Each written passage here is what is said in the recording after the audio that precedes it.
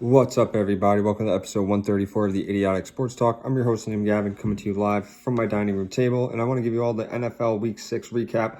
A lot of crazy games, a lot of underdog upsets. Let's break it down. We'll start with the Thursday night game. The Commanders beat the Bears 12-7. Carson Wentz, 99 passing yards, no touchdowns, no interceptions. The rookie running back, Brian Robinson, had 60 rushing yards and a touchdown. He scored his first NFL touchdown, which was crazy because a few months ago he was shot several times. So good to see him bounce back. As for quarterback Justin Fields, 190 passing, a touchdown, an interception, 88 rushing yards, and Dante Pettis, 4 catches, 84 yards, and a touchdown. So another great Thursday night football game. No, this is not sarcasm either. This type of football, though, I guess is better than no football, right? Shoot, in June, we're probably going to be wishing we saw this type of game. The Commanders snapped their 4-game losing streak and moved to 2-4 on the season. It was an ugly win, but it was due to a few Bears mistakes. The Bears had 2 mistakes early and could have ran away with the game, but Fields threw an interception in the red zone, and then the running back got stopped on 4th and 1 at the goal line, giving the ball back to the Commanders, and the rookie punter, Felix Jones, muffed a punt, which gave the Commanders a go-ahead touchdown.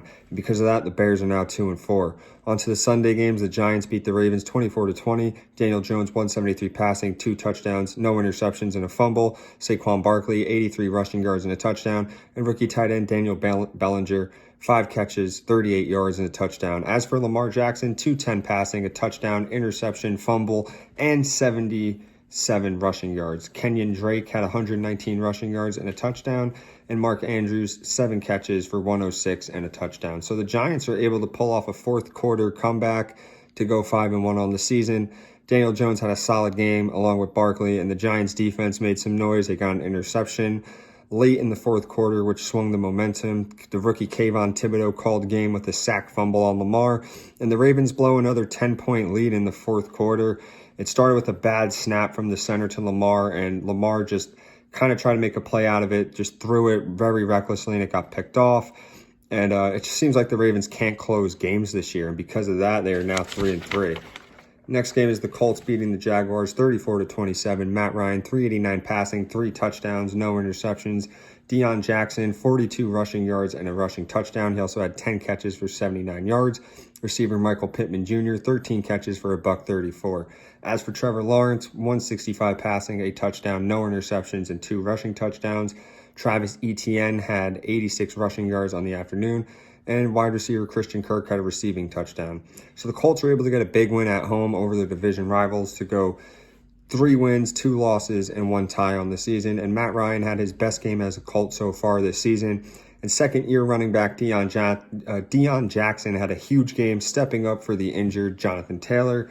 And Matty Ice was able to shred the Jags defense in the air.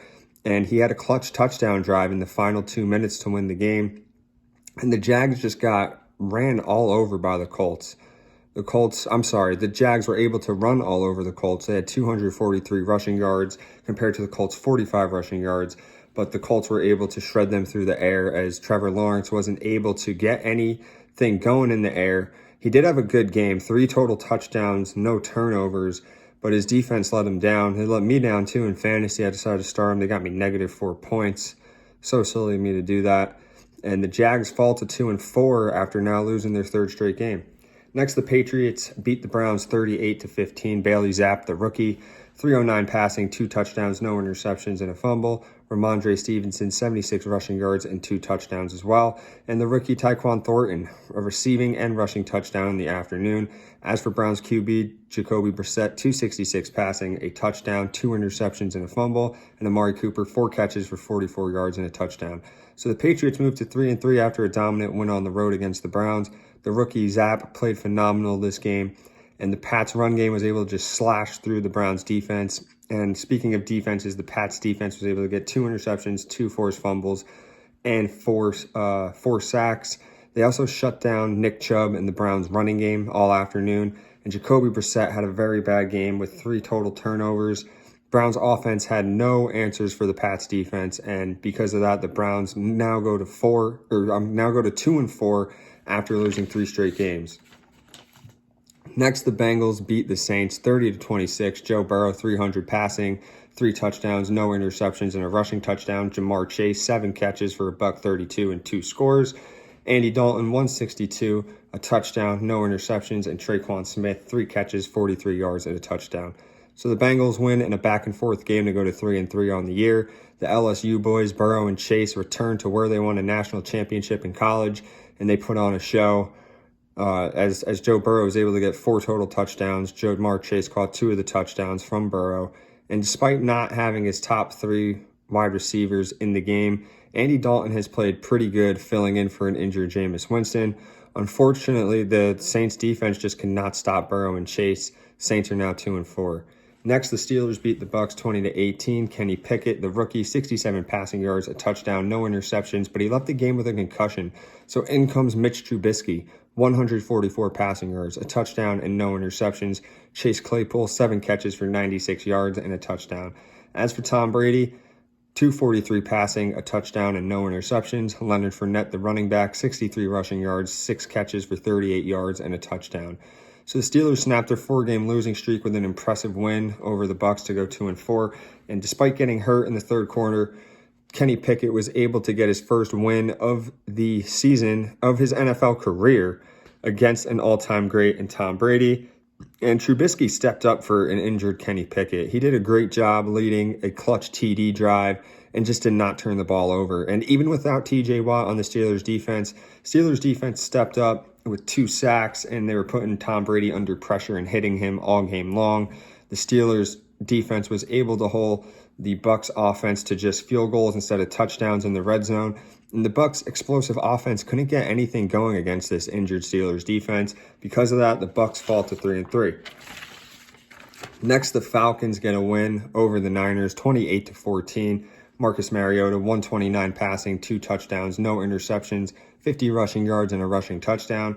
The tight end, Kyle Pitts, had a receiving touchdown on the afternoon. As for Jimmy G of the Niners, 296 passing, 2 touchdowns, and 2 interceptions. Brandon Ayuk had 8 catches, 83 yards, and 2 touchdowns. So the Falcons moved to 3-3 after an impressive win against the Niners. Mariota played an excellent game with 3 total touchdowns and not turning the ball over at all. And the Falcons' run game was able to outrush the Niners 168 to 50 yards. The Falcons' defense also, they made some huge plays. They caused a fumble 6 off Niners running back Jeff Wilson Jr. and shut down the 49ers' lethal run game, something that's a staple to this 49ers team.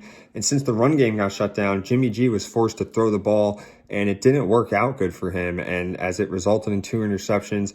And I know the Niners' offensive line and defensive line is pretty banged up right now, but they still should have won this game. Niners are now 3-3. Next, the Jets beat the Packers 27-10. Jeff Wilson. Zach Wilson, 110 passing, no touchdowns, no interceptions. The rookie Breece Hall, 116 rushing yards plus a rushing touchdown. As for Packers QB, Aaron Rodgers, 246 passing, a touchdown, no interceptions, and a fumble. And Allen Lazard, 4 catches, 76 yards, and a touchdown. So Jets, Jets improved to 4-2 with a spectacular performance on the road in Lambeau Field. They actually snapped the Packers' 15-game win streak at home, and they got the win with everybody contributing on offense, defense, and special teams. Wilson didn't have a terrific game by any means, but he didn't turn the ball over, which was something he was doing a lot his rookie year. And speaking of rookies, Breece Hall, the running back, had another outstanding performance. He ran all over through that weak Packers run defense, and the Jets defense stepped up with 4 sacks and a forced fumble from Rodgers. And you got to tip your hats to the Jets special teams. They had a big day with a blocked punt that was returned for a touchdown and a blocked field goal. And Rodgers and the Packers offense just could not get anything going versus this Jets defense. Packers defense couldn't stop the run yet again. Now the Packers are 3-3. Next is the Vikings beating the Dolphins 24-16. Kirk Cousins, 175 in the air, 2 touchdowns, no interceptions. Dalvin Cook, 77 rushing yards, a rushing touchdown. Justin Jefferson, 6 catches for 107. And Adam Thielen with a TD catch. The rookie Skylar Thompson, 84 passing yards, no touchdowns, no interceptions, but he left the game with a hand injury. So in comes Teddy Bridgewater, 329 passing, 2 touchdowns, 2 interceptions. Tyreek Hill, 12 catches for $177. Jalen Waddle, 6 catches for 129 and a fumble. And Mike Gesicki, 6 catches, 69 yards, and 2 scores. So the Vikings quietly moved to a 5-1 record. They started off slow in the first half, but picked it up in the second half. Kirk and the offense was clicking and avoided turning the ball over. And let's give credit to the Vikings defense. They recorded 6 sacks, 2 interceptions, and a forced fumble that sealed the game. The third-string QB rookie, Skylar Thompson, got the start, but he left with an injury, so former Viking Teddy Bridgewater filled in. He passed very well, but threw 2 costly interceptions. And after starting 3-0, the Dolphins now lost 3 straight games to go 3-3. The Rams beat the Panthers 24-10. Matt Stafford, 253 passing, a touchdown, and an interception. Cooper Kupp, 7 catches for 80 yards. And Allen Robinson, 5 catches, 63 yards, and a touchdown. P.J. Walker makes the start on the Panthers. He had 60 passing yards, no touchdowns, no interceptions, but left the game with a concussion. Jacob Eisen comes in. He throws 59 yards, no interceptions, and a touchdown. And Christian McCaffrey, 69 rushing yards, 7 catches for 89 yards. So the Rams get a much-needed bounce-back win to go 3-3 on the season. And outside of a pick 6 that Stafford threw early in the game, he didn't play that bad. And the Rams finally got their run game going as they ran for 111 rushing yards and 2 rushing touchdowns. And the Rams defense did what they needed to do against the Panthers offense that was down to their 3rd and 4th string quarterback. And outside of Christian McCaffrey, the Panthers offense is MIA yet again. Panthers now go to 1-5. Next game on the slate is the Seahawks beating the Cardinals 19-9. Geno Smith, 197 passing, no touchdowns, no interceptions. The rookie Kenneth Walker, 97 rushing yards and a touchdown. As for Kyler Murray, 222 passing, no touchdowns, no interceptions. He did have 100 rushing yards, but also fumbled the ball. He did throw an interception. And as for the tight end, Zach Ertz, 7 catches for 70 yards. So the Seahawks moved to 3-3 with a win over their division rival. Geno couldn't really get the offense going outside of the run game, but avoided turning the ball over, which is huge. And the Seahawks defense stepped up, 6 sacks, an interception, and a forced fumble. The Cardinals offense struggled all afternoon, and the Cardinals defense was their best offense as they had 5 sacks, a forced fumble, which led to a TD, not TV. And the Cardinals now go to 2-4. Next is the Bills beating the Chiefs 24-20. Josh Allen, 329 passing, 3 touchdowns, no interceptions, and a fumble. Stephon Diggs, 10 catches, 148 and a touchdown. And Gabe Davis, 3 catches, 74 yards and a touchdown. As for Chiefs QB, Pat Mahomes, 338 passing, 2 touchdowns, 2 interceptions. Juju Smith-Schuster, 5 catches, 113 and a touchdown. Tight end Travis Kelce, 8 catches for 108. So the Bills advanced to 5-1 with a big win in Kansas City. Allen was able to shred the Chiefs secondary, and the Bills were able to get the running game going as they had 125 rushing yards compared to the Chiefs' 68 rushing yards. And Mahomes had a bad interception in the end zone earlier in the game, and to end the game, he threw a bad interception too, which sealed the win for the Bills. And because of that, the Chiefs are now 4-2. The next game is the Eagles beating my Cowboys 26-17. Jalen Hurts, 155 passing, 2 touchdowns, no interceptions. Miles Sanders, 71 rushing yards and a touchdown. A.J. Brown and Devontae Smith each had a receiving touchdown. As for Cooper Rush, he had 181 passing, a touchdown, and 3 interceptions. Zeke Elliott, 81 rushing yards and a touchdown. So the Eagles move to 6-0 and stay undefeated in the NFL. The Eagles capitalized off early Cowboys mistakes to take an early 20-0 lead. The Cowboys were able to storm back to make it a 20-17 lead, but unfortunately weren't able to win. And early mistakes really costed the Cowboys. The defense offsides, 4-4 inside the red zone, led to an Eagles touchdown. Next play, Cooper Rush tries going for the home run ball, throws it into triple coverage, forced the ball, got an interception, and the Eagles were able to score off that turnover, making it 14-0. And Lamb, on the next drive, clearly gets a first down as he extends his arm over the first down marker, but the refs didn't see it that way. So instead of Mike McCarthy throwing the challenge flag, they tried going for some crazy, weird play on 4th and 1, which didn't work. It was at their own 40-yard line. They didn't get the conversion. Eagles get a field goal to go up 17-0. And this all happens within like 10 minutes or less. I love Cooper Rush and what he's done for Dak's absence, but he's just a game manager. He's not a guy who's going to come back after his team is down 2 or more scores. And hopefully this ends all the Cooper Rush is better than Dak Prescott talk, because there's some Cowboys fans and other NFL fans chattering that up, and clearly they don't watch football. Still love my Cowboys though, as you guys can see. I'm repping my Cowboys gear as always. Cowboys go to 4-2 on the season. Final game is the Monday night game. Chargers beating the Broncos 19-16 in overtime. Justin Herbert, 238 passing, no touchdowns and interception. Austin Eckler, 36 rushing yards and a rushing touchdown, 10 catches for 47 yards as well. Russell Wilson, 188 passing, a touchdown, no interceptions. And the rookie tight end, Greg Dulcich, two catches, 44 yards, and a touchdown.